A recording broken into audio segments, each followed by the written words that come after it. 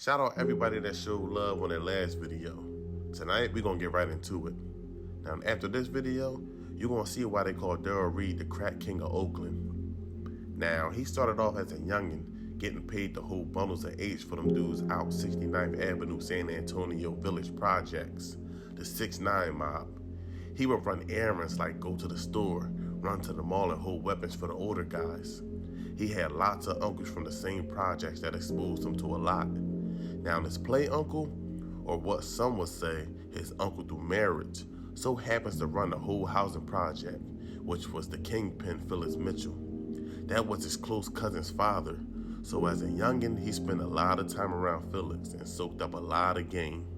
Felix had him in and out of limos, Rolls Royces. Felix would take him and his cousin out to the clothing stores and tell them they can get whatever they want. Now, back home was a different story. Both parents was in the household, and he saw how hard they worked to provide for him and still struggle. He saw what Felix had and got a taste of being treated like royalty. He started off with a tree after he was approached by a guy, but all he had to do was put the money up, and the guy took care of the rest for a 50-50 split, which later he would find out the guy was paying him less than 50% of the profit. So he broke away and started to do his own thing, and eventually he had 5 to 6 kids working under him. Now, time after, he was approached by someone that lived down the street, and he was told that the rocks that was going for 20 a pop, that's moving super fast in his building, so Lil D would give him the money to work magic. Next thing you know, he would come back with a nice profit. After that, Lil D would tell him to do it again and again. Next thing you know, Lil D put together a crew called Lil D Incorporated and started making $15,000 a day. Now, Lil D did things just a little bit different. Unlike most drug dealers, he was all about that clientele customer service. He saw how all the other guys before him were treating the customers, and he decided that he was going to give them the best experience. Now, most people wouldn't believe if I told you Lil D was in high school up a mill. Now, who would have known that the quiet kid sitting back of the class was sitting on $1 million? Yeah, he was stacking money, but of course he wanted to spend some of that money also. Things started to change when he went to that exotic car lot to purchase that Maserati. They looked at him like he was crazy when he walked in being so young. They asked him about car payments. He said, "What? No, I'm cashing this out." So you would see Lil D and his people coming down with Maseratis, females turning heads, breaking necks when he came through.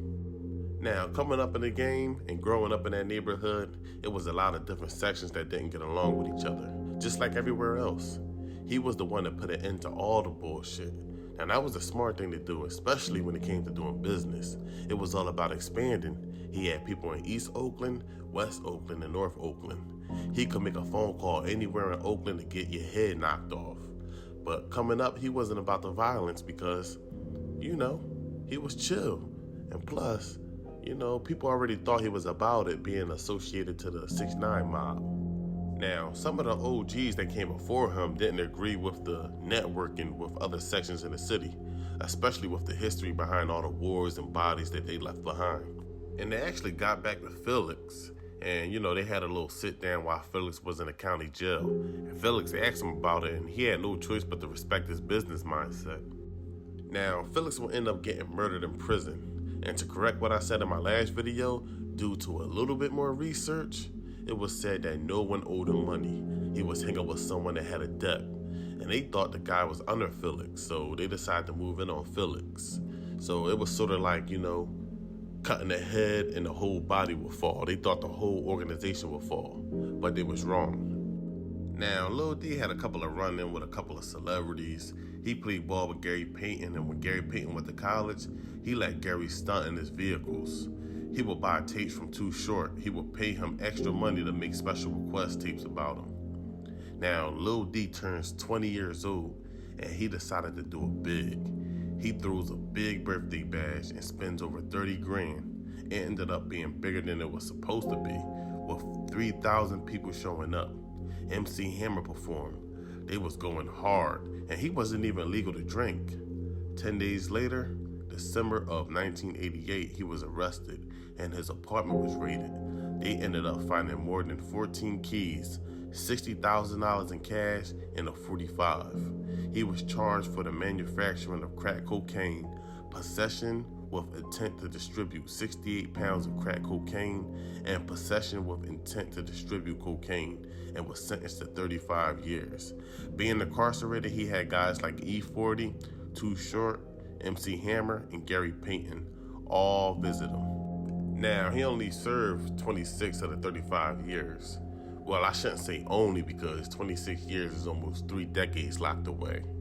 But he served the 26 years and was granted clemency for the nonviolent drug offense while Obama was in the office. While serving this time in prison, he would do conference calls with kids from all over to help them avoid the same mistakes he made. And that kind of played a big part of the reason for his clemency. Even MC Hammer visited the White House on his behalf. Lil D went in at the age of 20 years old and came out in 2016 at the age of 48. Shout out to Oakland, y'all breed some staying up fellas, man. If you can't do the time, stay out the streets. Stay out the streets, period, because even Lil D said out of his own mouth that the millions wasn't worth the amount of time that he lost. I'm out.